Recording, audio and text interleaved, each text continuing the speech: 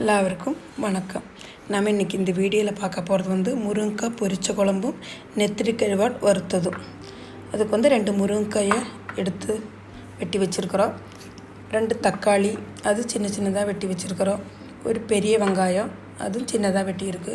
1 cup தேங்காய், 1 teaspoon மஞ்சத்தூள், 1.5 table spoon மிளகாத்தூள், 2 டேபிள் ஸ்பூன் மல்லித்தூள்,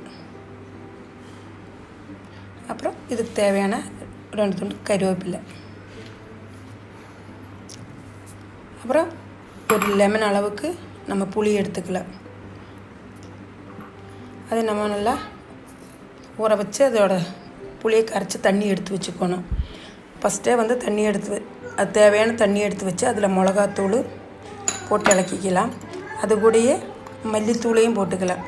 இந்த புளி தண்ணியிலேயே இந்த மல்லித்தூளும் மிளகாத்தூளும் சேர்த்து நம்ம குழம்பு ஆகிறதுக்கு முன்னாடியே இது ஊற வைக்கும்போது அதில் ஒரு டேஸ்ட்டு வருது. அது ஒரு டிஃப்ரெண்ட் டேஸ்ட்டாக இருக்கும்.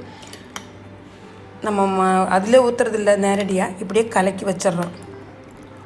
புளியும் இந்த மிளகாத்தூளும் மல்லித்தூளையும் கலக்கி வச்சிடலாம். அதெல்லாம் ஊறட்டும். அந்த சமயத்துக்கு நம்ம ஒரு பேன் எடுத்து வச்சு 2 டேபிள் ஸ்பூன் தேங்காய் எண்ணெய் ஊற்றிக்கிறோம்.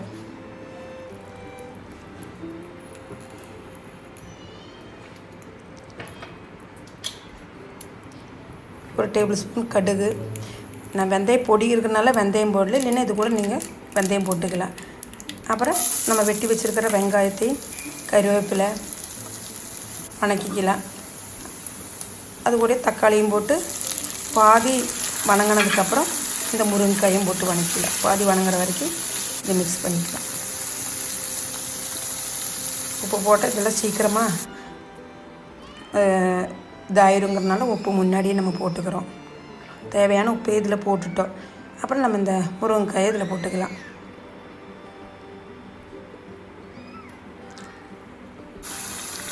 அப்புறம் ஒரு 5 நிமிஷம் இந்த எண்ணெயிலே கடந்து இந்த வெங்காயம் தக்காளி இதெல்லாம் சேர்ந்து அங்கே இருக்கட்டும். அந்த சமயத்தில் நம்ம வந்து இந்த எடுத்து வச்சுருக்கிற தேங்காயும் ஒரு டீஸ்பூன் பெருஞ்சீரகம், சின்ன ஜீரகம் வேணும்னா போட்டுக்கலாம். நாங்கள் போட்டிருக்கிறோம். உங்களுக்கு விருப்பம் இருந்தால் போட்டுக்கலாம். இல்லைன்னா பெருஞ்சீரகம் வேணா பொடி கசகசையும் போட்டுக்கலாம். அதை அரைச்சி வச்சுக்கலாம். இது நல்லா வணங்கணுன்னு நம்ம புளி தண்ணி கரைச்சி வச்சுருக்கோம் பாருங்கள், அதையே ஊற்றி இந்த மஞ்சத்தூளையும் போட்டு ஒரு 10 நிமிஷம் நல்லா இந்த வேகட்டுங்க. இந்த புளி தண்ணியிலேயே இந்த வேகட்டும். காரம் புளியெல்லாம் நல்லா இந்த முருங்கைக்காயில் இறங்கும். நான் வெந்தயம் 1/2 டீஸ்பூன் வெந்தயம் போட்டிருக்கு. நம்ம வெந்தயம் பொடி இருந்தங்காட்டி முன்னாடி போடல, இல்லைன்னா வெந்தயம் வந்து நம்ம கடுகு போட்டுருன்னு 2 வெந்தயம் போட்டு சூடானோடனே வெங்காயம் போட்டுடலாம். நம்ம மூடி வச்சிடலாம். 10 நிமிஷம் இது வேகட்டும்.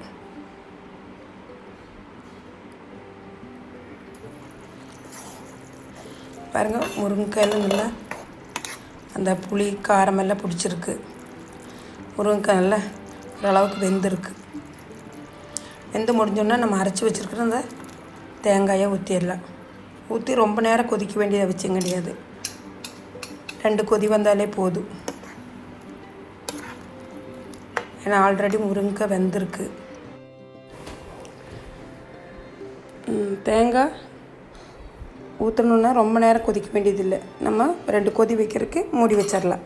அதுக்கப்புறமா வந்து நம்ம கருவாடு வறுக்கிறதுக்கு வேண்டி இந்த மாதிரி குமரன் கருவாடு பேக்கெட் தான் வாங்கியிருக்கிறோம். இந்த மாதிரி 3 பேக்கெட் கருவாடு வாங்கியிருக்கிறோம். அதில் வந்து இந்த தலையை கிள்ளி நம்ம ஒரு 1/2 மணி நேரம் ஊற போட்டுறணும். இந்த மாதிரி கிள்ளி ஊற போட்டலாம். அப்போ அதில் ஏதாச்சும் மண் ஏதாச்சும் இருந்தால் ஊறினா போயிடும். அதுக்காக வேண்டி நம்ம 1/2 மணி நேரம் ஊற போட்டது. அதை நம்ம நல்லா கழுவி ஒரு 3-4 ட்ரிப் கழுவி எடுத்துக்கலாம். இப்போ கழுவி எடுத்துகிட்டு வந்து வச்சுருக்குறோம். இதுக்கு வந்து நம்ம 1 கப்பு சின்ன வெங்காயம், ஒரு 10 வரமிளகா எடுத்துருக்குறோம், ஒரு 4 பல் வெள்ளைப்பூண்டு. இந்த 3ஐயும் வந்து நம்ம மிக்சியில் வந்து ரொம்ப அரைக்கக்கூடாது. அப்படியே ஒரு 2 தட்டு, அப்போ வந்து பொடி பொடி ஆயிடும்.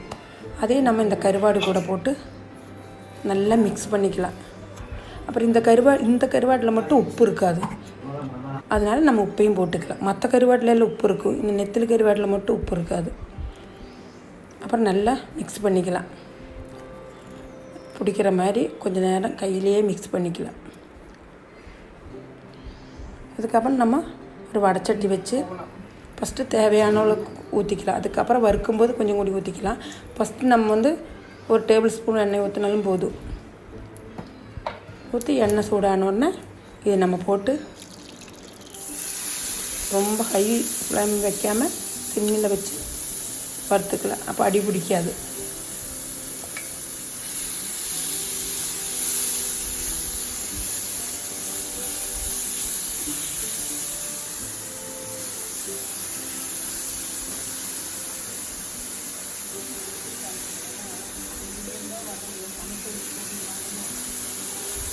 ஒரு அரை டீஸ்பூன் மஞ்சத்தூளும் போட்டுக்கலாம். முன்னாடியே போட்டு இலக்கியிருக்கலாம், அது போடாதனால நம்ம அதுக்கப்புறம் போட்டிருக்கிறோம்.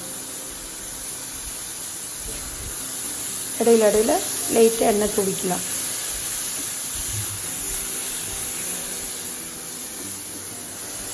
இப்போ அந்த வெங்காயம் வரமிளகா அந்த காரமும் இருக்கும், பொருளும் கொஞ்சம் ஜாஸ்தியாக தெரியும் அந்த வெங்காயமெல்லாம் இருக்கிறதுனால.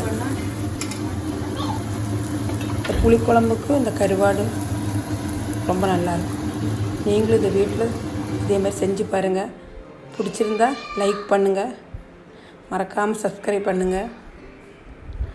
இந்த புளி காரமெல்லாம் இருக்கிறனால எவ்வளோ சாப்பாடு இந்த குழம்புலேயே நிறைய சாப்பிடலாம், அந்த அளவுக்கு டேஸ்ட்டாக இருக்குது.